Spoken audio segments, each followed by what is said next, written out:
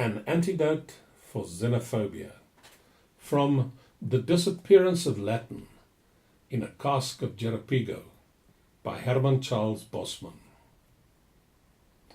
A few days ago, in the course of a conversation with a couple of people connected with education, I learnt with sincere feelings of regret that Latin is gradually disappearing from the curriculum of our South African schools.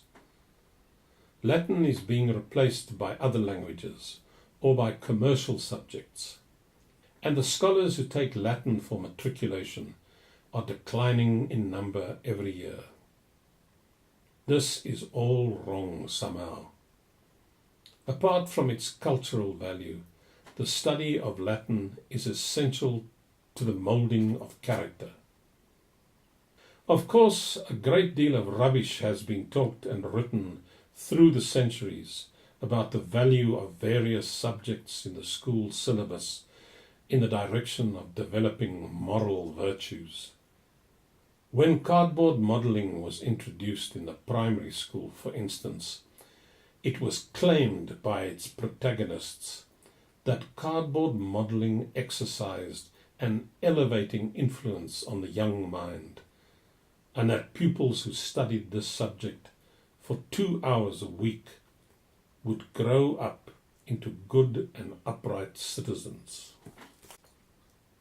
The moral virtues you acquired through doing cardboard modelling included, I believe, that of honesty, tenacity of purpose, spiritual concentration, a high idealism, determination, and chastity.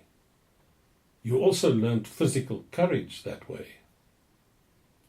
Woodwork was even better for building character, for developing the nobler qualities of mind and soul, the loftier attributes of the spirit.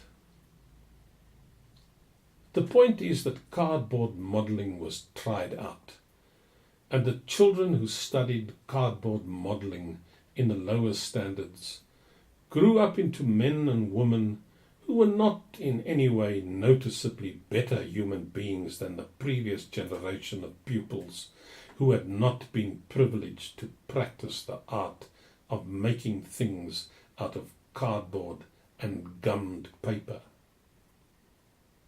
In spite of cardboard modelling, a whole generation of scholars went into the world and didn't cut life's cardboard straight.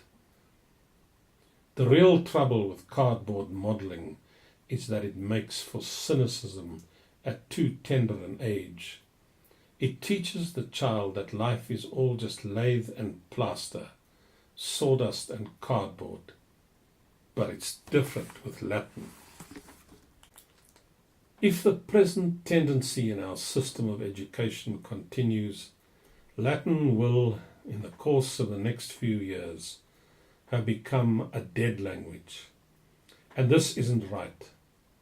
For one thing, the interests of good fellowship demand that we keep the ancients with us. As foreigners maybe, but as foreigners with whose tongue we are tolerably familiar, and whose accents do not fall jarringly on the modern ear.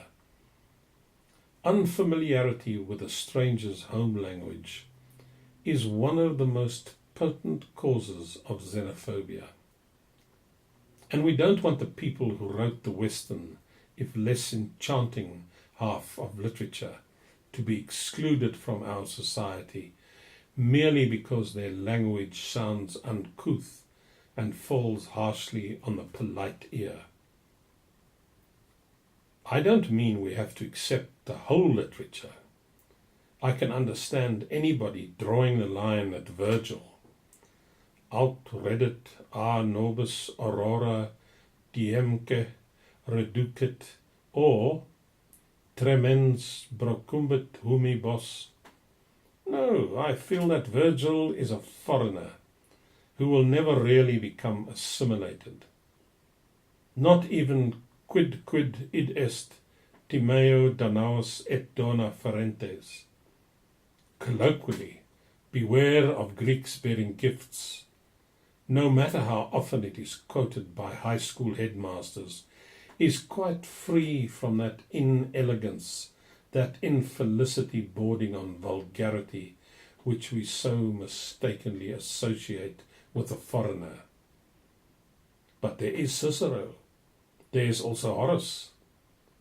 Above all, there is Ovid. No matter what Ovid is like on the outside, he has an inner refinement that we really cannot do without.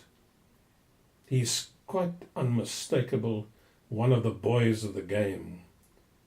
We have just got to invite him to the party.